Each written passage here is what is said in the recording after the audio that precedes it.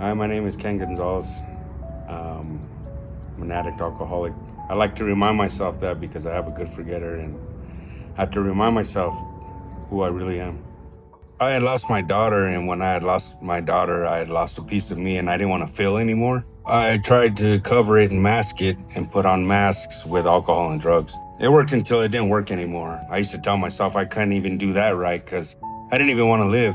I saw help and I went to a 30-day in Taos, New Mexico, which was Shadow Mountain. A month later, I relapsed and I went back. And the counselor had asked me, what's going to be different with you? And I told him that I'm going to let everybody know what I didn't do. And what I didn't do is I didn't get a sponsor. I didn't work any steps. I didn't get any relief in my life. I was just a dry drunk. After that, I became homeless. I didn't have a house anymore. I didn't have a career. I give all that away when I'm in my addiction or my alcoholism.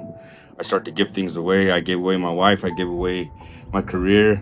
And I was homeless. I didn't have a house anymore or nothing. So I went to a sober living, stayed there for 3.5 years. Within a year and a half, I was running the sober living for Turning Point. And I had a house with 10 guys, and I started to see life in a different perspective, and I started to have meaning for my life. And I wasn't getting that look of disgust anymore from my son. One day he asked me, he said, does your face hurt? And I said, why? And he said, because you're smiling, Dad.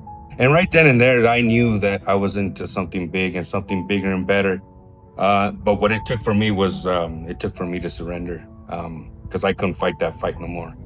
And I surrendered and things started to open up, and now I work for Albuquerque Community Safety, and from a mess to a messenger. My name is Ken Gonzales, and I've been in recovery for 5 years.